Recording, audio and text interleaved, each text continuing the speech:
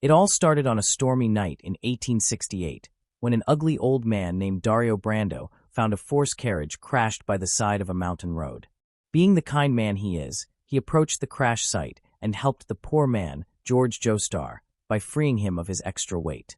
Dario's wife pointed out that, although the lady in the carriage was dead, a baby was still crying inside. Apparently, she had protected the baby with her body and taken most of the damage. But Dario didn't care.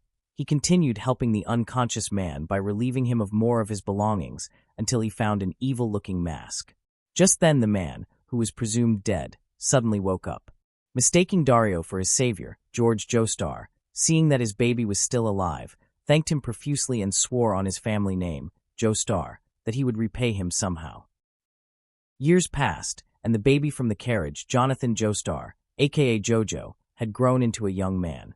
He lived in a grand mansion and got to eat whatever he wanted.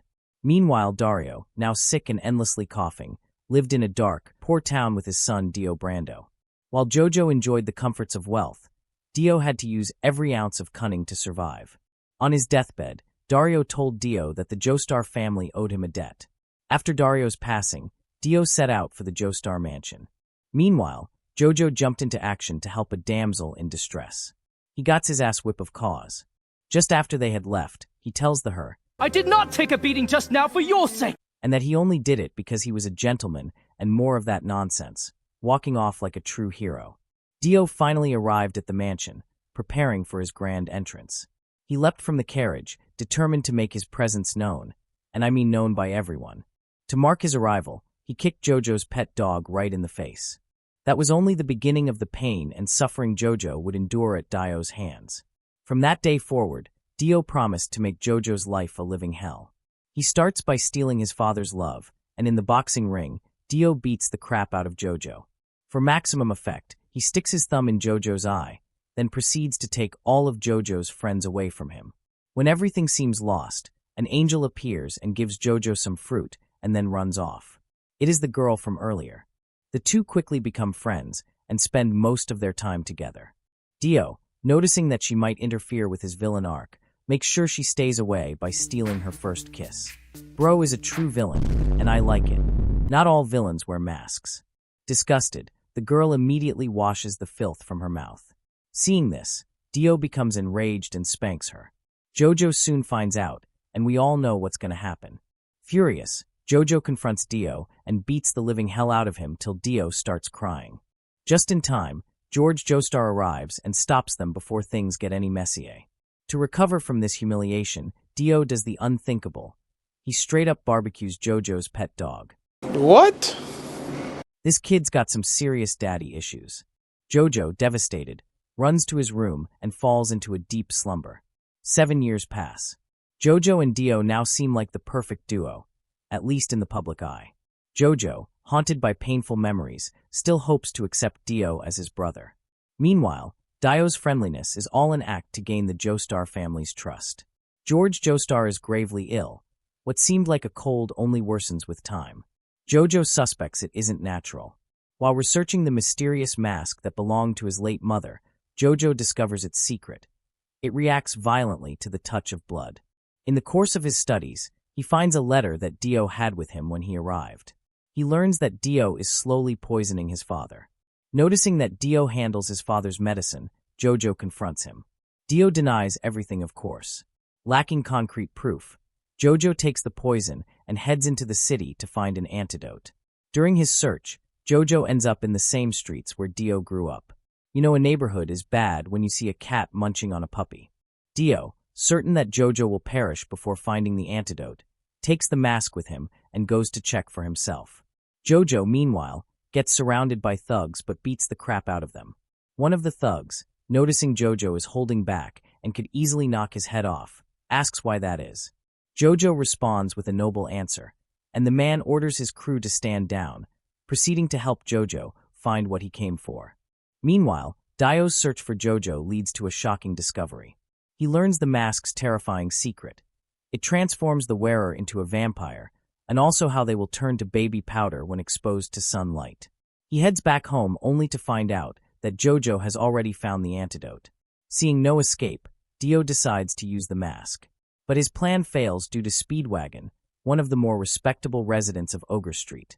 With no other choice, Dio uses the mask on himself. He tries to stab JoJo to draw his blood, but his father swoops in and takes the hit instead. The police shoot Dio, thinking he's dead. But to everyone's surprise, Arise. Dio rises again, stronger and faster than before. Despite this, JoJo still manages to beat him. With only Speed and JoJo left, JoJo survives thanks to Irina's nursing. Thus Speed took his exit. Though JoJo is recovering, he suffers from a broken arm until Zeppeli swoops in. Using some Jackie Chan move, Zeppeli simply knocks the air out of JoJo's body. At first, Zeppeli seems like an enemy. Sorry, but he wasn't. The strike from earlier healed JoJo's arm. Zeppeli tells JoJo that Dio is still alive and in possession of the stone mask. The only way to save humanity is to destroy the mask. Zeppeli offers to teach JoJo the Jackie Chan move called Ripple Energy. Thus begins JoJo's training. Meanwhile, Dio is busy building an army of corpses to conquer the world. Zeppeli shares his tragic backstory, explaining how he and other adventurers unsealed the mask's tomb, only for it to wipe out his entire crew. He was the sole survivor. Hearing this, JoJo becomes even more determined to defeat Dio and destroy the mask. On their journey, they encounter one of Dio's minions, Jack the Ripper, a zombified soldier of Dio. Still, JoJo easily managed to defeat him, all thanks to the power of wine. Yes, folks, alcohol can sometimes give people unexpected strength. Just ask Rock Lee. After this battle, JoJo and his gang arrive at a village where traces of Dio linger. While searching, their belongings are stolen by a 12-year-old kid. That's right, a puny kid successfully robs 3 huge dudes. They chase after the thief to recover their stuff, only to fall into a trap. The kid, hypnotized by Dio, lures them into a graveyard. As soon as the sun sets, Dio appears before them. He declares, breakfast is ready, and orders the zombies to attack. Seeing Dio fully recovered, Zeppeli realizes how many innocent lives have been lost. He blindly attacks with a ripple punch, but Dio evaporates all the blood in his hand and freezes his arm, causing his veins to strain. Just as Dio prepares to deliver a fatal blow, JoJo intervenes.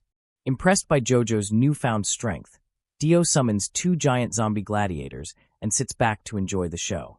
While JoJo battles the gladiators, Zeppeli regrets being unable to help because of his frozen arm. This is where Speed comes to the rescue. He turns himself into a microwave and proceeds to heat up Zeppeli's arm.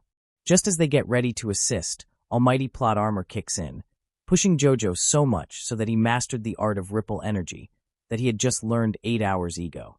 He defeats one of the gladiators. The other, Tarkus, destroys a cliff with a single strike.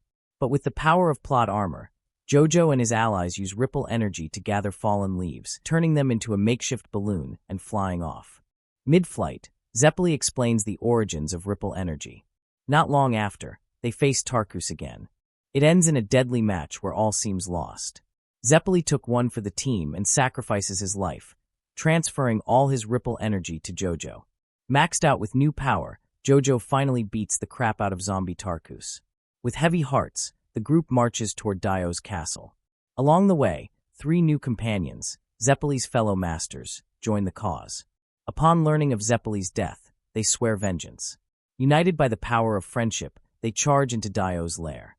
After intense fighting, and with the help of almighty plot armor, JoJo finally punches his way to victory and finally defeating Dio.